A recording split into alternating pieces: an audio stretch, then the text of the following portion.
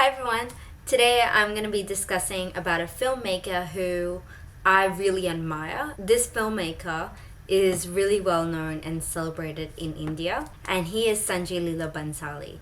And Sanjay Leela Bhansali has created such unique stories that have like certain complexity that is inspired from the arts, Indian classical music, theatrical acts like William Shakespeare, also the Hindu mythology. And he combines all these like artistic references, but also pushes bounds on the stories that could be told. It makes audiences appreciate it as an art form. I really love the way that he creates a signature style that has a really deep meaning just beyond the pretty looks. You know, there's a lot of depth that can be seen beyond the opulent sets. And that's why I really want to talk about him and how he really influenced the cinema of India and the cultural identity already and everything else in between. So this is going to be one full-on analysis. So sit back, get your tea, coffee, whatever, because this is going to be a very interesting discussion.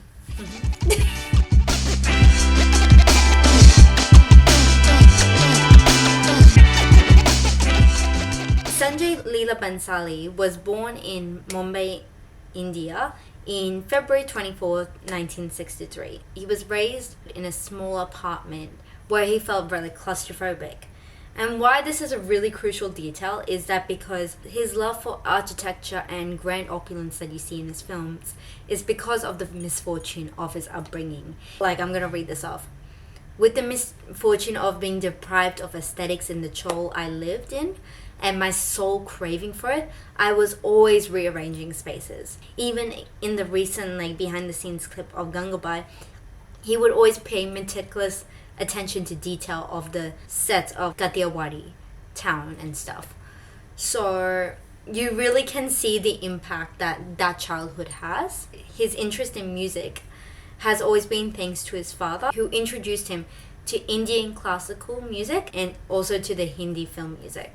When he watched Bollywood films back then, he would always find them really boring in the sense because the typical film formula in Bollywood was that boy meets girl, they fall in love, they face obstacles, and they have to overcome those obstacles. Mainly it's like oppression of authoritative figure, and then they get happily ever after.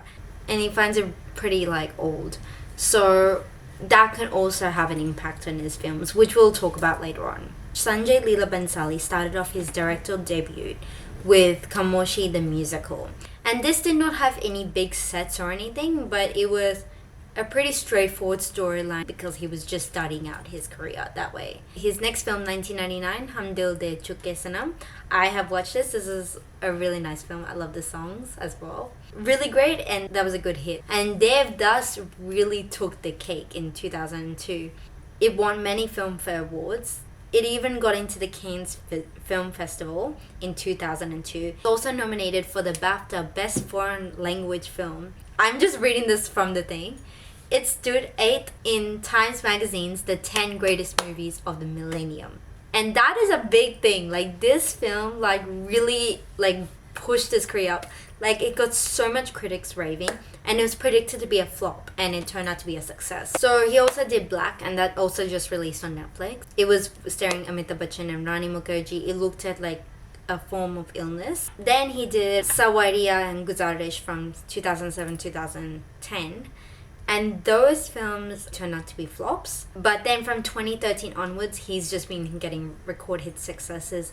So now we know the basics of Sanjay. Let's get into the visual style.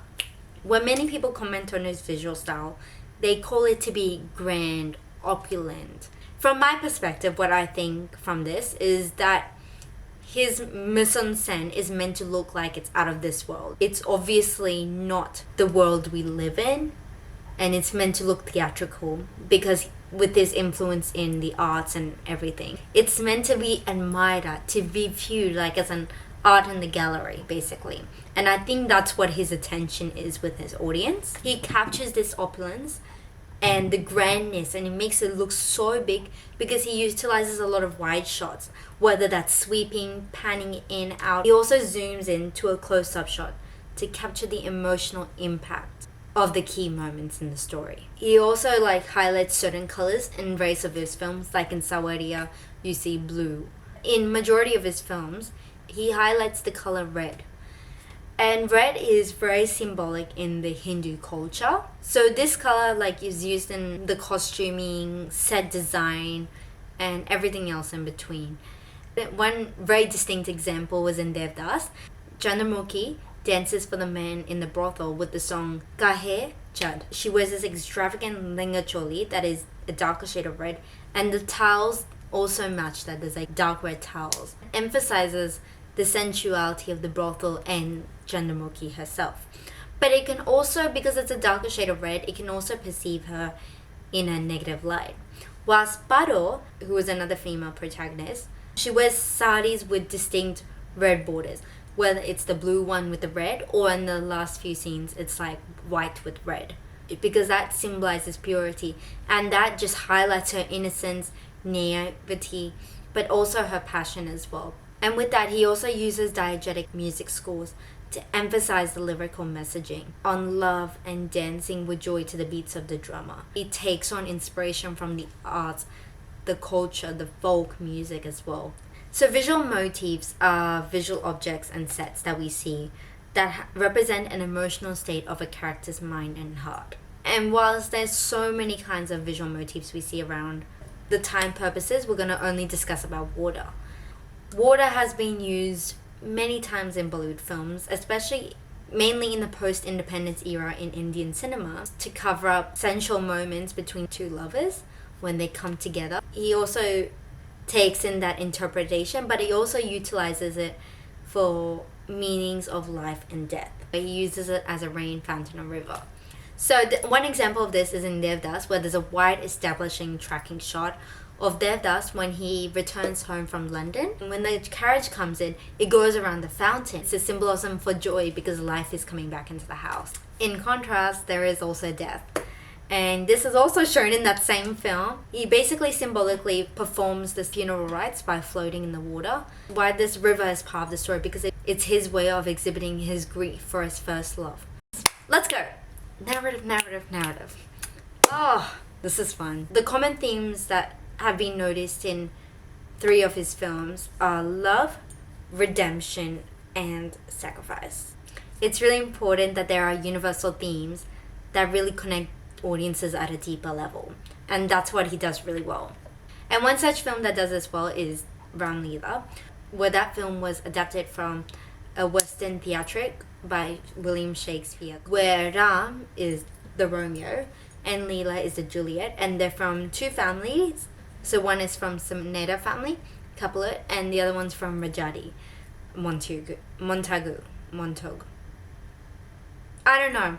You get the point. The Romeo and Juliet, Ram and Leela, and there's forbidden romance in the midst of this riot and political tension between these 2 families. And the redemption happens when they have to split off and they mature and they grow. At the end, there is sacrifice. This differs from a typical Bollywood film.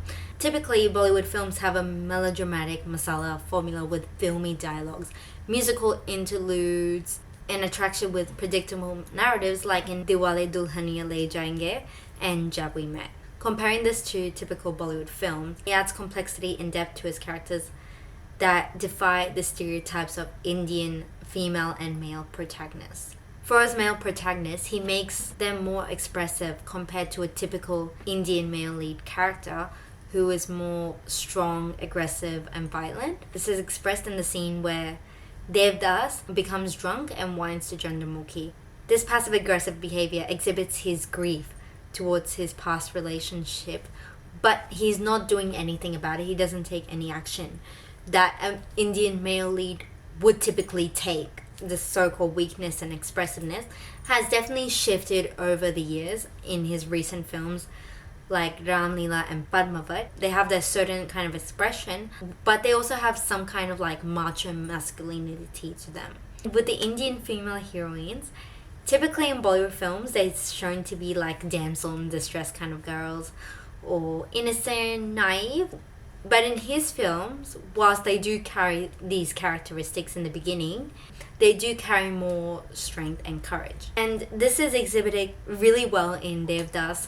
Paro's son-in-law confronts Chandramukhi in front of the whole family that she's a prostitute. This is where Chandramukhi stands up for herself. She doesn't let her low social status define her dignity. This is emphasizing the theme of redemption, and that builds a sense of courage despite her social standing. And this is a fun thing as well I like to include, is the love triangles. Obviously, don't we all love love triangles? Devdas with Chandramukhi, Paro and Devdas, and also in Padmavat with Padmavati, Ratan Singh and Aludin as well.